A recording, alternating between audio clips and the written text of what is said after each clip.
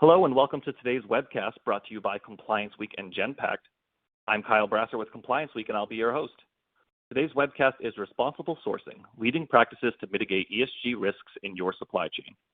Before we hear from our presenters, let me review the agenda. We're scheduled to go for 1 hour. After the presentation, we will have a question and answer session. Your questions will be kept confidential and anonymous, so please don't be shy. You can ask your questions at any time using the Ask a Question function on the left-hand side of your screen, and I'll pose them to our guests at the end of their presentation. After the Q&A, I'll wrap up the webcast. This webcast will also offer CPE credit for all attendees. Please be sure you are using either Google Chrome or Firefox as your internet browser and that you have disabled your pop-up blockers in order to access the exam. Once I have signed off and the webcast is completely over, the final examination will be presented automatically in a separate window. If you have trouble viewing the CPE test or receiving the CPE certificate, please send an email to webcasts@complianceweek.com. Once again, to ensure receipt of your CPE credit, please use either Google Chrome or Firefox as your internet browser. If you've missed anything, I'll repeat these instructions at the end of the webcast, so stay tuned. A few other administrative details. At any time during the presentation, listeners can download the slides from the drop-down menu on the left-hand side of your screen. There you will also find the feedback form for the webcast. We welcome your thoughts as we are always looking to improve your experience. If you wish to increase the slide size, you can also hit the View Slide Full Screen button at the top right of your screen. And lastly, a Help button is located in the upper right-hand corner of your screen for assistance. I'd like to welcome today's speakers. It is my pleasure to introduce Gianni Giacomelli, Chief Innovation Officer at Genpact.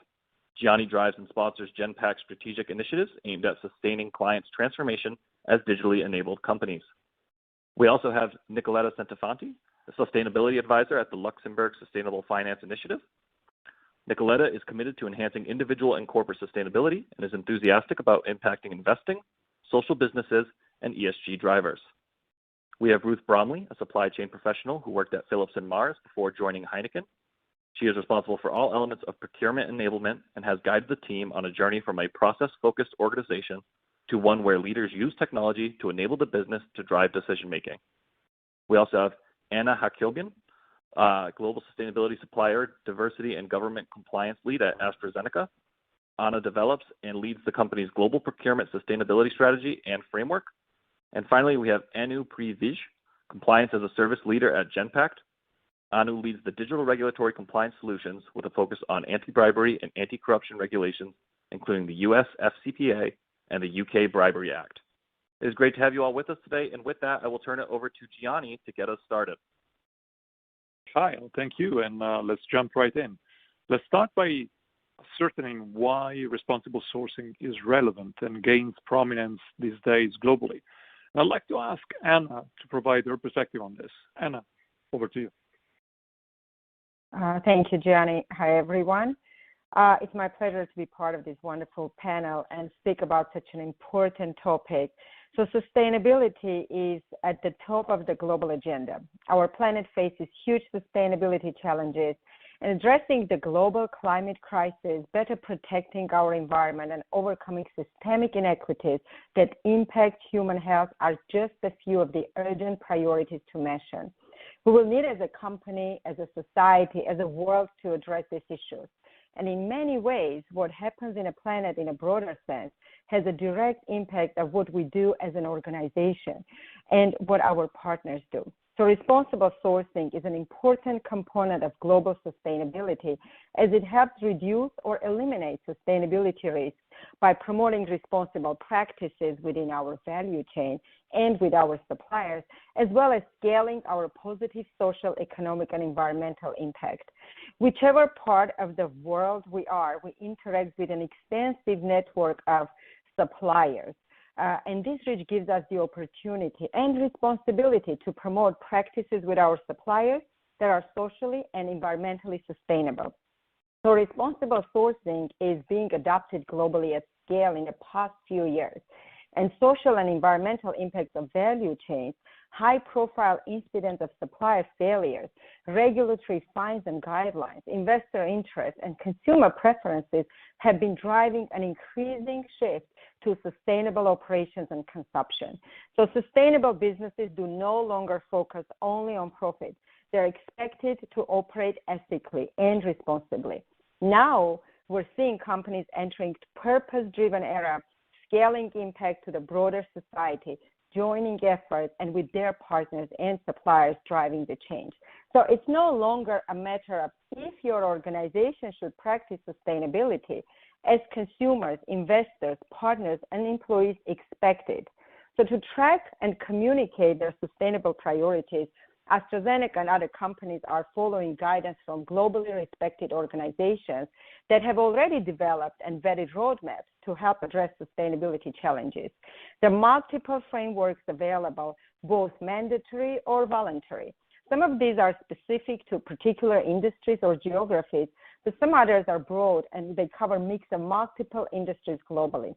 One of the more commonly used frameworks that come from I would like to bring today to you is the Sustainable Accounting Standards Board, or SASB, and it provides industry-specific standards for financially material sustainability topics.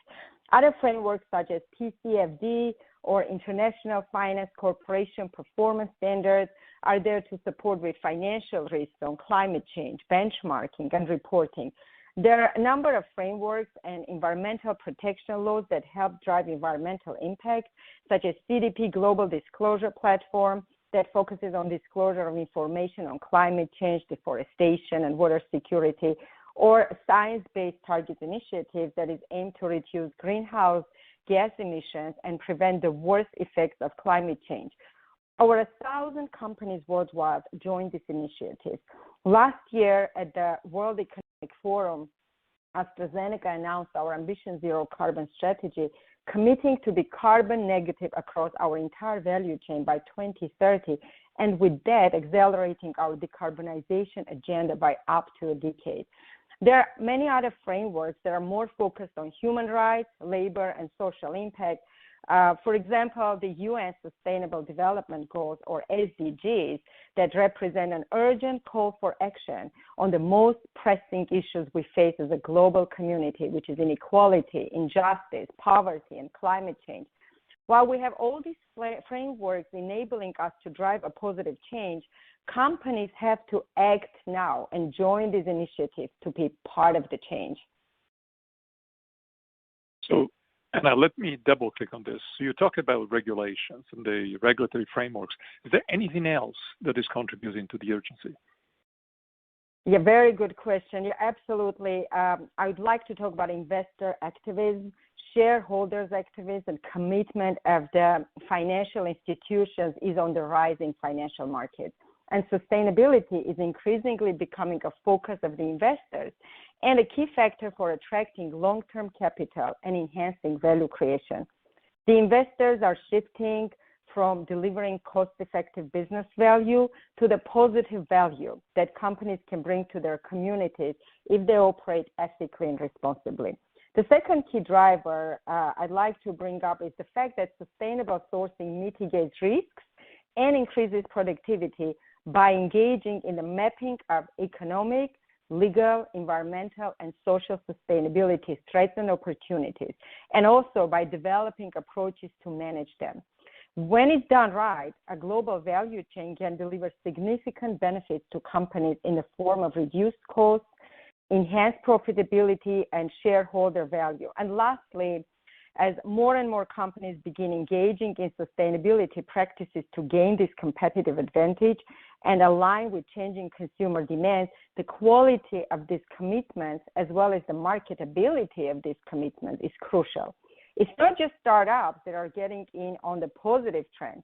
Big box retailers are adding more sustainable products to their aisles and committing to cleaning up their practices. So without responsible sourcing, companies, including AstraZeneca, could not reach our sustainability goals, and we would be putting our business, our brand, and our reputation on the line. Very interesting and very relevant experience. And I'd like to ask you, sometimes for innovation to happen, you need a precipitating factor. Has there been any high-profile incident that has shaped these guidelines and led to higher adoption of responsible sourcing processes? Thanks, Johnny, and thanks, Anna, for sharing these insights, because while there have been many frameworks and regulations governing the topic, the onus is now lying on us to implement this across the supply chain. And actually, there have been numerous incidents in the past which have brought widespread attention and shaped the industry to focus on responsible sourcing. In 2013, the Rana Plaza building in Bangladesh collapsed, killing more than 1,300 people, out of which more than 1,100 were factory workers. When investigated, it was found that the building was illegally converted to a factory to manufacture garments for top brands in Europe and the US. In addition, 3 floors were built at the top without any approvals in order to accommodate the fast-changing fashion trends. The installation of heavy machinery in the building, not built for industrial use, coupled with illegal construction of floors, led to the collapse. This actually led to organizations like the ILO take steps to strengthen occupational health and safety norms. Moving on, the chocolate industry has always been embroiled with child labor controversies. In 2021, the chocolate companies were accused of sourcing cocoa from cocoa plantations in the Ivory Coast, where thousands of children were forced to work without pay, without access to clean drinking water, sanitation, and no education, all violations of ILO's child labor standards. A very interesting fact, the chocolate industry today is a $100 billion industry, but the cocoa workers in Ivory Coast get as little as $2 a day, and 70% of the world's cocoa comes from Western Africa. As we speak, EU plans to introduce regulations that would eventually make firms responsible for human rights abuses and environmental harm in their supply chain, while US lawmakers are also proposing banning imports of cocoa produced with child labor. I'll move on to China, where a manufacturing partner for a top cell phone brand was in the spotlight in 2010 for poor treatment of workers at their factory, including violation of labor laws, forcing workers to work overtime to meet unrealistic quotas, leading to suicide clusters. These suicides, accusations of overtime, led to the cell phone brand conduct physical audits of all their factories every year and mandate compliance to the Code of Conduct policy on working hours for all its suppliers worldwide to a maximum of 60 hours a week. In 2020 alone, the US Department of Justice and the SEC have brought FCPA enforcement actions for a total of $6.4 billion for 10 plus companies across manufacturing, life sciences, and other industries. In a majority of these cases, again, third parties or consultants have been hired by the companies to pay bribes and facilitation payments to win work on behalf of the company. So essentially, to summarize, Johnny, regulations across the world are continuing to get strengthened, but implementation of these regulations and frameworks will be the key to success. Over to you. So this is really interesting. Let's actually go a little personal. So let's engage our listeners, the audience, and let's go into a poll question. Everybody will be able to answer this one. And then Ruth, I'd like you to look at this together with me and reflect on what we see coming out from the audience. So the first question is, what is the main challenge that you face, you in the audience, when trying to adopt responsible supply chains? If you can actually go ahead and answer that, and then Ruth, I'd love to have your perspective on what comes out.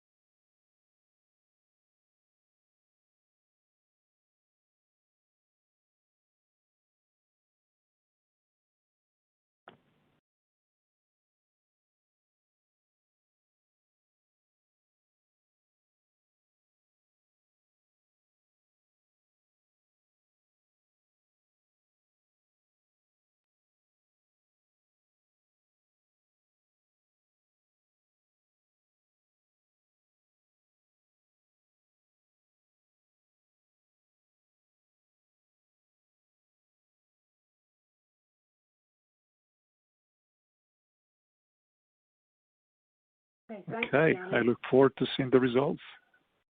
Yeah, looking good.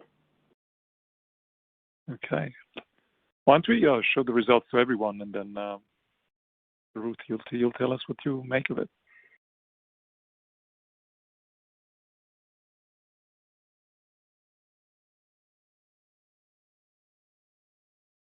So enforcing standards with the supplier base is difficult. That's what comes out on top. What's your view, Ruth? Thanks, Gianni. I think it's very interesting to see, how the audience have viewed this, because I know within our world, with working within Heineken, we have a global footprint, and actually a global footprint means a global supplier base. So when we're working with 35,000 suppliers across the world, I understand and agree with the audience that actually part of that challenge is how to deal with the scope and scale of that supplier base, often working with companies of many different sizes, but also where capabilities and language difficulties can also bring a challenge to each of the suppliers. Because often, companies are tending to work in one international language, but therefore trying to run a global program requires you to actually be able to interact with the supplier base at a local level. And I think what's interesting as well in the poll results, how similar the results are that are coming through both on the cost side of things and the scalability, because again, each of those can link into both the global scale and also the ability of the teams to be able to work with the different suppliers and be able to work on that impact potentially to the cost base of each of the suppliers. Very interesting. So let's take a step back and let's give you a little bit of more space to tell us about your journey at Heineken. Just maybe illustrate the challenges and the risk from your perspective, and then how you went about in your evolution at Heineken. Sure. I think, key things that we've seen as we've gone through setting up our program. We started our program over a decade ago now, but it's also been a learning journey for us, because what you see is from the variety of factors we've shown on this slide here, there can be many different things that affect how easy or difficult it is to actually linkage in with the supplier base. If you take your supplier elements all the way through to audit responsibilities and regulation in some challenging or third-party markets, you can often be working in unregulated areas or under-regulated areas. And actually, if you try pushing the costs of those audits or the cost of sustainability and responsibility into the supplier base, often that's a cost that the suppliers cannot actually afford. So it's actually making sure that you are able to support the supplier base, but also making the investments in the standards in the right places. Often in some markets you have a challenge in terms of being able to get the right resources. That might be through the different commodity prices, it might be through resource efficiency, and it might also be about how you help a supplier manage their waste products, also in terms of balancing the resources. I think one of the key things we also saw is how you're able to demonstrate the value of a process. So often, it's very easy in a normal negotiation, for example, that you can actually go at the end of a negotiation with a financial value or an article. But actually, responsibility is something that actually has to be inherent right through the supply chain. To be able to do that, you have to be able to standardize your processes. For us, as a global supplier and a global supply base, that standardization can be quite challenging because you need it to be the same data standard right across the global organization. And that sometimes also means understanding local labor law, local knowledge of laws, and therefore really being able to integrate the technology with the platform. Because often digital technology isn't exactly an off-the-shelf type of tooling that's available for many things because it doesn't fit everybody's requirements. And for many companies, a bespoke, customizable technology platform is often cost prohibitive in terms of how things move forward. Understood. So just to recap, you have one, potentially cost disadvantage. Two, playing with processes across companies, large companies, is fraught with complexity and bespoke situations. Three, ROI benefits or value added that isn't clear to all stakeholders. And then four, this digital enablement component, which is a bit of a moving target. So as if this wasn't enough, then we had COVID-19. So what's your view on what COVID-19 did to the whole situation here? Yeah, I mean, COVID-19 is something none of us have ever experienced before in our lifetimes, certainly on this level of global scale. I mean, it's pretty much certainly, in our business, we've just found it's ripped up our supplier base, it's ripped up our customer base. So we've seen a wide variety of disruption. That can be labour restrictions, it could be unavailability of the different materials. We had different challenges, even in terms of learning new ways to manage logistics when certain borders become closed as lockdowns are imposed. And suddenly we find ourselves tracking new data. So could it be active cases, recovery rates, understanding what's happening within the supply chain? But for example, for us in the hospitality industry, which is completely closed down, how to manage that reopening, but also how to manage all the different sort of ESG standards that people are trying to do. At the same time, people are actually trying to keep their businesses alive. So I think helping our supplier base with their contractual obligations as we've gone sort of through all the different sort of economical hits from COVID has really been paramount in terms of helping all of the supply chains work around the world, because in an instant like this, it's really about how to get hold of some real hard information about what has eventually become quite a complex process to be able to manage. It's very useful. So what I'd like to do now, since we talked about complexity and difficulties, one way to solve for those is to break down the problem into its components. So I'd like to bring in Nicoletta. And Nicoletta, I'd love for you to help us understand what the key components of responsible sourcing are from your perspective. Thank you, Gianni, for your question and for having me to contribute to this great panel discussion. Responsible sourcing is now often translated with three letters, E, S, and G. ESG is a meaningful acronym that stands for environmental, social, and governance. Even though it is composed of only three letters, it is a compelling term used to simplify the intricacy of a large variety of topics which are linked to each of these three words.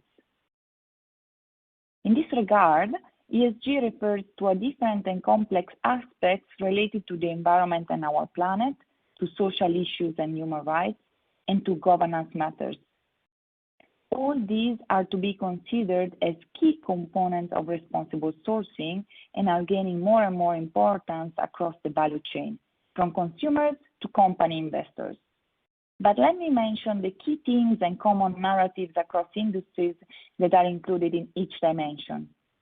When we refer to the E, the environmental side of responsible sourcing, we have to consider all the actions and activities that are sought to make sure the environment is safeguarded while making procurement choices. This includes, for example, the reduction of the carbon footprint and emissions, the promotion of recycling and reuse, and the minimization of waste production, and of course, the protection of biodiversity and natural conservation. When we speak about the S, the social dimension, we refer to all responsible sourcing practices that are to be assessed while engaging with the company partners to make sure good labor practices are implemented, fairness and equality are promoted, and freedom of movement and access is ensured. This would also include partnering with suppliers that apply minimum hiring age and establish a contractual relations with their workers, while ensuring health and safety conditions and respecting minimum wages and working hour standards. All these are societal issues that are to be carefully assessed before sourcing from suppliers. Finally, the G stands for governance. Within these third dimensions, aspects that are to be carefully looked at while sourcing include the presence of transparent and equitable policies and processes for compensation, as well as to counter bribery and corruption, just to name a few. All these complex and broad aspects implied under this simple term, ESG, should be, of course, assessed in tailored way based on the sector and the type of company we look at while sourcing responsibly. It is therefore very important to identify the key dimensions that are to be assessed across the supplier's base and the ones that are material for the identified sourcing category, and then to be monitored at supplier level. Of course, what I have just mentioned are the main aspects to be considered while thinking of responsible sourcing and ESG. In fact, it is now very clear that this acronym ESG is more and more used across industries and sectors and has become somehow a synonym of sustainability, entangling all the intricacies of this complex and broad term. But what is clear now is that ESG and responsible sourcing is in the spotlight of procurement. Gianni, back to you. Thanks, Nicoletta. So let's recap a little bit what we've seen. So this is a multi-dimensional problem. So there are multiple components. The risks are manifold. So that really means that unless you have a program, a structured program in place, you may end up being hit very hard. On top of the fact that, to be honest, life tends to be messy, right? Even all the things that we said so far, on top of that, you do have the gyrations, like, for example, COVID-19, and God knows what the future will bring. So going back to your Ruth, what happens? What do you think happens if a company doesn't have a program in place to handle these things? Thanks, Gianni. I think there's probably 5 different aspects that people see in terms of key risks. And I think automatically the first thing everybody thinks of for a non-compliance is the legislative side of things. So be it a criminal or a civil action that can be brought against a company by the regulators, that can be fees, that can be penalties, that can even lead at certain cases to imprisonment of members of the business. That's probably the first element that always springs to mind, and probably is one of the key elements, when people are looking at the professionalism of the business. But I think things we also start to see is, especially with the, as our millennials come through and the change in the population, actually we are seeing a big change for consumers who are really making their choices and voting with their feet in terms of wanting to be doing business with companies that they classify as green or sustainable. So you start to see an allegiance of your customer base based on the sustainability good or bad press that a company is receiving. I think the third element is if your company is involved in any incident where these risks are brought out, the reputational damage. And that could be reputational damage to your business directly, or as sometimes comes if you are very heavily interlinked with a supplier who is found to have an issue, you sometimes get that element of the guilt by association. So very key to know what's actually going on in the supplier base. And I think linking to that supplier base is also what can happen in terms of if you are trading with a company who happens to be under sanctions or a ban on operation at the time, you can actually understand around and end up in a position where your own company is actually unable to trade either in a particular country in the world or on a wider business as a result of trading with somebody who's already within or covered by various sanctions. And when you bring each of these elements together, what you also find is actually your ability to be able to access funding changes quite significantly. So actually as a business, you can find yourself much more open to the risk of higher costs of capital, different interest rates, and also not always being able to source capital when you want, in the regions you want, or by the programs you want. So I think it's very, it's key and important to be able to look wider than just that first, I must do it for legal compliance. It really does spread wider across the business. Very interesting. Ruth, Anu, I will bring you back in a second. I'd like to bring up the next poll question, because it just begs the question to the audience. What are you currently doing to cover the blind spots in your supply chain? So spend maybe a minute answering to that question, and then Anu, I'd like you to come back in and look at this together. Sure, Johnny.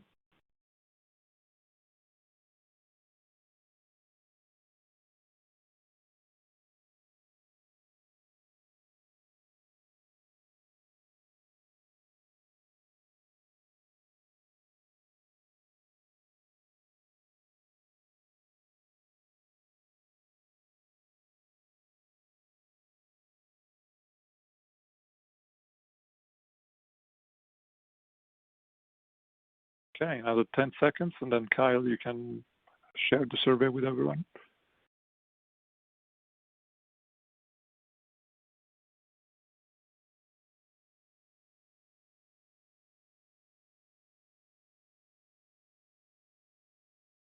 All right, let's go ahead and share the results with everyone. Anu, 37% of the audience, or around about that, says that they have visibility and oversight over critical suppliers. What's your take? And maybe, just give me your impression given this answer. Absolutely.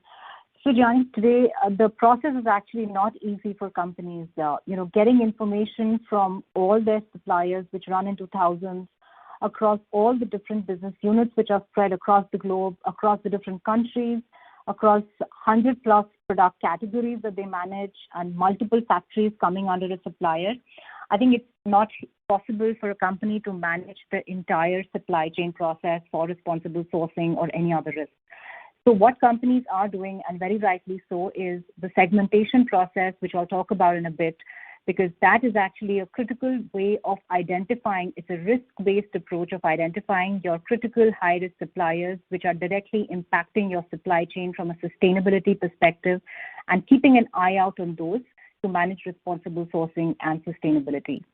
So I think, we are on the right path, and the audience has absolutely spelled out that they have identified their high-risk suppliers and are ensuring that they are tracking and making sure that they are visible on their supply chain practices across the supply chain that they manage. So Anu, this is super useful. Let's unpack a little bit the solution. So you spend your day and nights advising clients on what to do with it. So what we've seen is this is no business as usual, right? We cannot wish it away. The processes that we have aren't going to be fit for purpose for handling this, even in normal times, and these aren't normal times. So what do you advise people on, and what do you suggest to them, and what are the best practices that you seem to see emerging in this space? Sure. I'll definitely talk about that. What I'm going to talk about now is a 5-step digitally enabled framework that a lot of companies today have put into place and are running successfully to manage their responsible sourcing. Out of the many organizations we're actually our 6th year of running the responsible sourcing program for a global UK consumer goods company for 60,000 of their suppliers, which is also including audit of all the factories of the high-risk direct material suppliers for that client. The first and foremost step which all organizations need to put in place is to share their expectations, their code of conduct with all their suppliers, which clearly outlays the expectations of responsible sourcing policies and practices that they want the suppliers to formulate for sign-off by them. And this is being rolled out today across multiple languages, as Ruth called out, to ensure that suppliers across the globe can read it, understand expectations, and certify to comply with the process. Also, companies are putting in place robust tracking mechanisms to ensure compliance with agreed turnaround timelines. And an interesting thing that we're seeing is multilingual supplier helplines are also being set up by companies to support the suppliers with any questions they have. The second one here is while signing off on the code of conduct, it is mandatory, for all the suppliers to actually sign off. But companies are also performing a segmentation, which we spoke about, to segment the high-risk suppliers based on two important parameters: product category and country risk. An important question which comes up a lot of times is, how do you determine the risk rating of a country or of a product category? The country risk is typically determined using multiple global indices such as the Corruption Perception Index, the Global Resilience Index for Economic and Supply Chain, the Global Slavery Index, and the Human Development Index for Child Labor. Product categories typically in focus are, of course, your direct materials, raw materials, semi-finished, final products, packaging, supply chain, and business services. So that's typically what we've seen from a segmentation perspective. And now come to my third step in the framework, which is screening. This is again a risk-based approach where we conduct database searches on the segmented suppliers and all their stakeholders. This includes the directors, the shareholders, and the subcontractors. And this is done using the right mix of digital technologies like artificial intelligence and machine learning with compliance domain knowledge, because we need to proactively take decisions related to supply chain sourcing and sustainability risk based on the alerts that we identify. The screening has to be performed using information aggregated from multiple screening platforms across the globe to access the updates related to a supplier's activities. This real-time information really helps companies in taking decisions on whether to continue with existing suppliers, onboard new suppliers based on their past trends, adverse media news, etc. Finally, high-risk suppliers, due diligence questionnaires are also rolled out in local languages with follow-up and audit trail capabilities. The last step in the process is audit, where companies today are conducting physical audits for all the factories of high-risk suppliers. In fact, these on-site audits are conducted to reveal local practices on the ground. And interestingly, a common theme which we are seeing in all the factory audits being conducted post-COVID is that overtime and the use of child labor to deal with workforce shortages is becoming very common. So essentially, Yanni, to summarize, with this 5-step framework, companies are actually investing in robust digital technologies to build in real-time two-way integrators between their onboarding platforms with responsible sourcing TPRM platforms to share information of their suppliers, the countries, the product categories across all the business units, and secondly, to ingest the results of the screening, questionnaires, and audits from the responsible sourcing TPRM platform for real-time visibility. And this is also helping companies in tracking alerts, remediation plans with defined turnaround timelines for closure. So you're really talking about a Thank you. So this is super interesting. So you're really talking about a data to insight to action kind of flow. You surface the data, you turn it into insight, and you embed it back into the process at the right place. I'd like to turn back to Anna. At AstraZeneca, you must be using procurement to mitigate the risks. I'd love to hear from you and the best practices that you have developed in your job at AstraZeneca. Anna, back to you. Yes. So, Jenny, to make bold commitments, we must bring our suppliers along with us, right? So responsible sourcing doesn't happen in a vacuum. The approaches that Anu was talking about are critical in order to have a full visibility of our value chain threats and opportunities. At AstraZeneca, we're utilizing tools similar to this very extensively.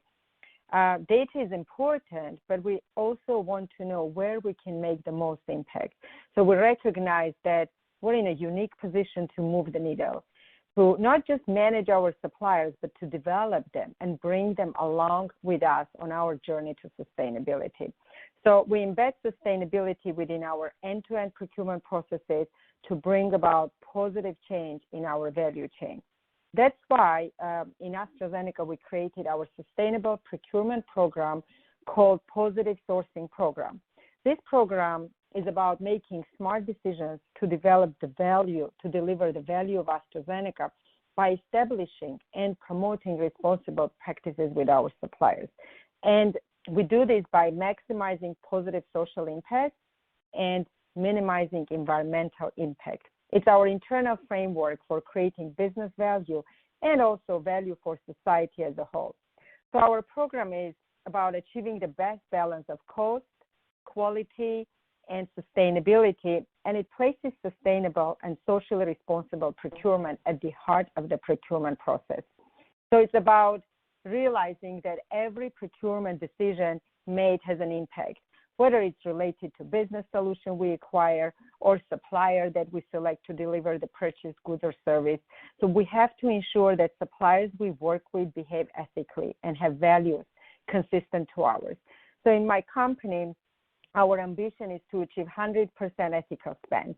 And we do this by implementing positive processes and performance, where sustainable thinking becomes part of our DNA, and it's an integral part of our decision-making process.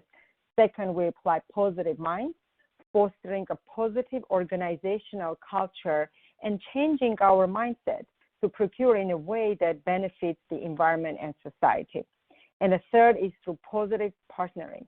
So it's important to partner with organizations and suppliers that have common vision so that we can scale our impact. So we have to start thinking sustainable in advance while developing procurement strategies where we have a chance to influence business design and scope. And this is when procurement department needs to be closely engaged with our internal business stakeholders to identify the need for procurement activity, to identify potential for alternative to buying, opportunities for projects with more sustainable, more green suppliers, and apply circular economy principles. When it comes to sourcing and contracting, sustainability criteria are used as a differentiator for decisions on RFP.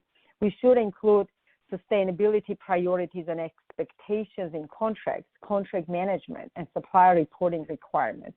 And importantly, we shall consider small and diverse businesses in our sourcing decisions as they are key to innovation and sustainable growth. And we want to ensure we give equitable opportunities for these businesses to also be part of our value chain. We should engage our suppliers as partners in meeting our commitments. And that requires tracking, measuring, and holding them accountable. Only together we should be able to make a collective impact that we could not make on our own. It requires capability uplift at all levels, particularly for procurement managers who in the long run are the ones most regularly interacting with suppliers, setting KPIs, launching collaborative projects to drive the change. And our role as leaders is to serve as champions for sustainability and as advocates for our people to ensure that the uplift is clearly seen as mutual benefit, that the value proposition is individual as well as business-based. This is where in AstraZeneca, we balance our growth and risk management with our aspiration to lead in sustainability, foster innovation, differentiating ourselves from our competitors, and creating a great place to work.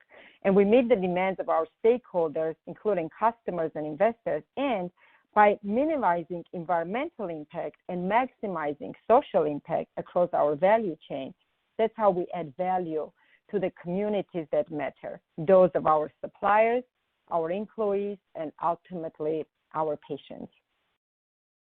Back to you, this is quite a journey.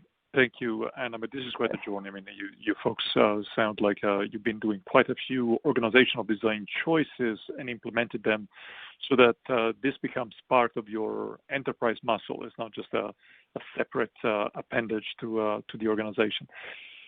What I'd like to do now is to go into maybe the next question. And I'd love Nicoletta to actually take a peek at this. Same trade as before. Everybody answers the question. The question is, what benefits do you see to your program that can drive wider adoption of responsible sourcing. Right? So organizations typically put money and resources into things where they see impact. And so what benefits do you see in your program that could result into a broad, widespread adoption of responsible sourcing? Again, 60 seconds, and then Nicolette, I'd love to have your perspective on this. Sure, with pleasure.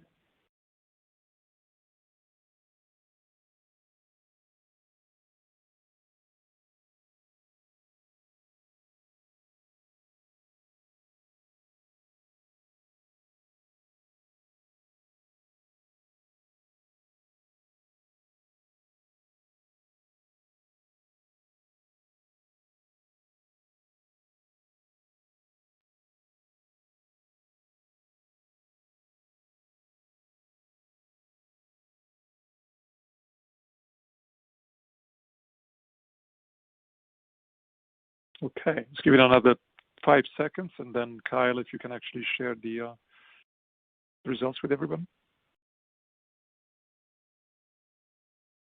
Okay, so Nicolette, this was a tie, right? I mean, literally you had customer goodwill and stakeholder value maximization and reg compliance. What's your view? Well, I would say that this survey, this poll really confirms what I really see and somehow believe. So there are two forces into action. So there is the policymakers with the regulatory compliance, which of course needs to set the rules and to be followed. But it's great to see that also our audience agrees that more and more the customers are leading, and the value maximization is leading this journey towards a better responsible sourcing approach. So I really agree with the audience. We have these two forces that are somehow transitioning for the same objective. Very interesting. So let me then double click on this, on a question specifically for you in your role. So you talk to many people, you have done a lot of research around this. How does responsible sourcing benefit society and environment at the macro level, but also how does it benefit businesses financially? On top of what you said, can you elaborate a little bit for a couple of minutes? Yeah, of course. So besides ESG, or let's say the non-financial benefits, it's important to have clear in mind that responsible sourcing may also help companies to realize commercial returns. And this can be somehow summarized in 6 main drivers of success. So in my view, number one is better consumer perceptions together with a stronger brand and reputation, of course. So there are a number of surveys now that are confirming this.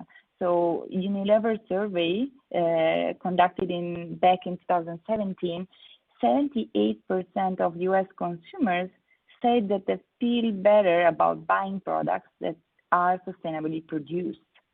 So on top of that, good labor practices lead to better employee morale and talent retention. So now more and more employees are searching for companies with a purpose that care about people and the planet.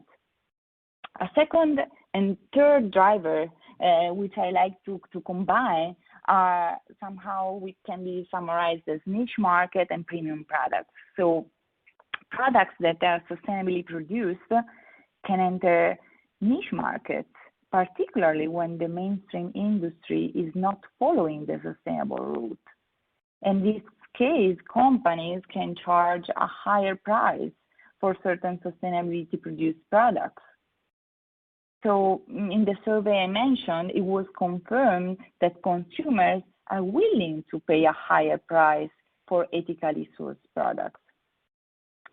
A fourth very important driver is risk mitigation and reduction of costs in the long run.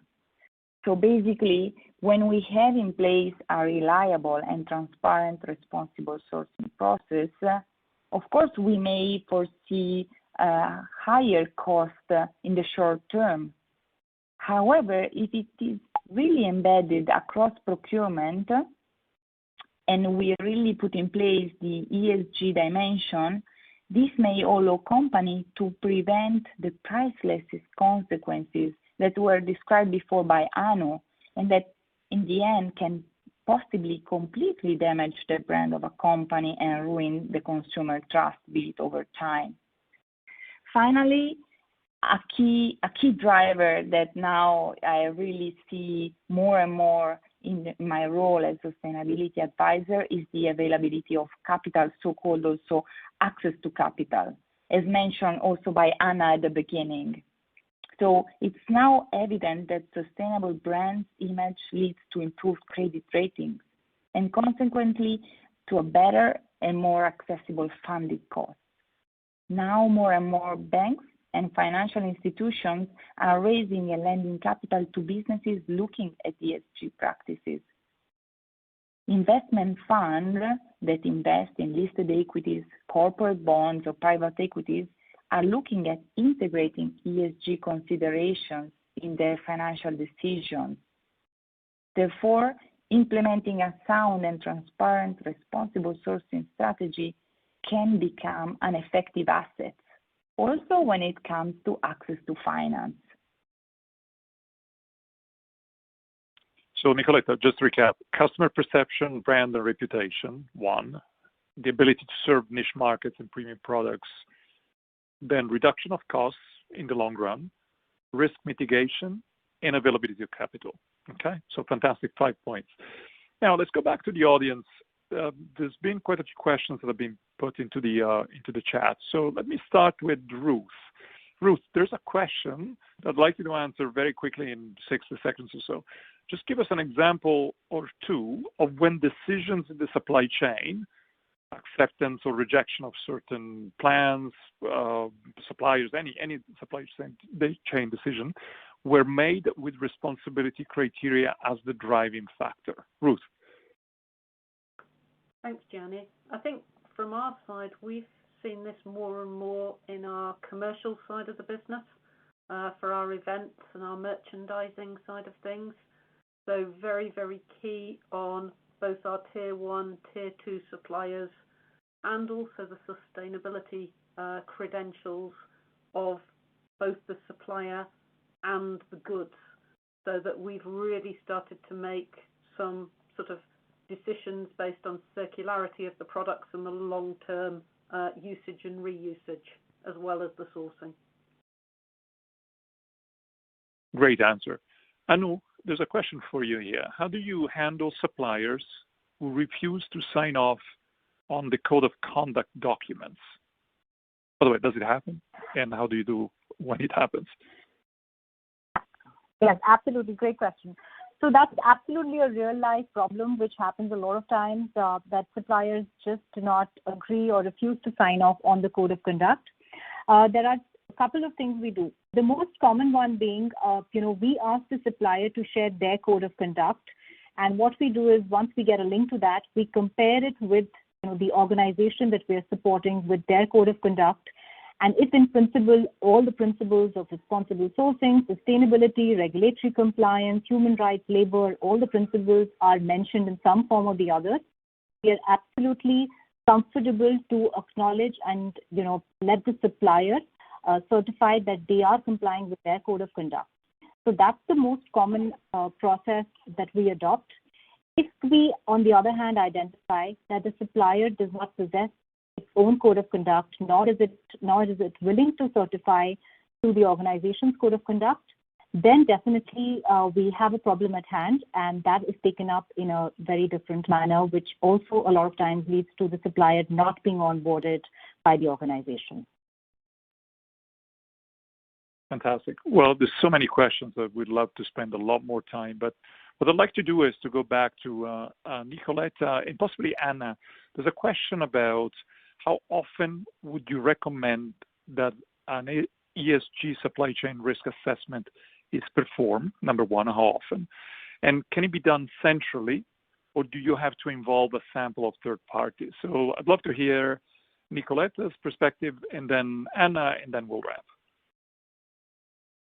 Well, that's a very nice question. So I would suggest, so first of all, it's key to prioritize. So as Anu described, there are steps that has to be followed when compiling a due diligence process. So it's key that suppliers are prioritized, and based on the priority, you decide the periodicity of the assessment. Some suppliers may require only to sign a supplier code if they are really of low priority. Then you may be assessed every year or every 2 years, depending on the priority and the risks that the suppliers entails. When it comes to the third part, yeah. No, keep going. Sorry that I interrupted for a second. Keep going. No, sorry. So when it comes to the fact whether it should be done centrally or to involve third parties, as per our experience, it was fundamental to involve third parties because it really depends on your supplier base. If we are speaking about 20, 30,000 suppliers, it's really harsh to have it conducted internally. So I would rather go for a mix. So a central team, well-trained, able to liaise with the third parties, and a very structured third party that can support the challenges of a company. Anna, do you agree, disagree? Would you say anything different? Yeah, no, I absolutely agree what has been told so far. We shall have the ESG risk assessment done, I believe, during the source selection process, before we select the supplier, and ensure that it's part of the qualifying criteria for supplier selection. One thing to consider is what's material for that specific category of purchase and what risks are associated with that, right? As was mentioned, the prioritization or maybe the focus, right, of the risk assessment is something we should consider. And for existing suppliers, as their risks may shift depending on the geography of their operations, category of the purchase they provide, I believe we should at least do the annual risk assessment. With them, in AstraZeneca, we do the third-party risk assessment for all our suppliers. But again, depending on what is the category of purchase, what material, what geographies covers, the type of questions, and the weight obviously differs. Fantastic, Anna. So thanks a lot of insight. Thanks to all the panelists. Kyle, I want to hand over back to you, and you take us home. All right, thank you so much, Gianni, and to each of our speakers. And I'd like to give a special thanks to Genpact for making this webcast possible. Once again, to obtain your CPE credit for this presentation, please disable your pop-up blockers in order to access the exam. The webcast will close automatically, and the final examination will be presented in a separate window. If you have trouble viewing the CPE test or receiving the CPE certificate, please send an email to webcasts@complianceweek.com. This webcast has been recorded and will be available later today to Compliance Week members on our website under the Webcast tab, which also contains a library of additional CPE webcasts. If you'd like to learn more about becoming a member, please contact us at info@complianceweek.com. For today's webcast, we invite you to use the code WEBCAST365 to receive a membership for just $1 a day. Check out complianceweek.com/membership to learn more. This concludes our webcast. Thank you again for joining us, and enjoy the rest of your day.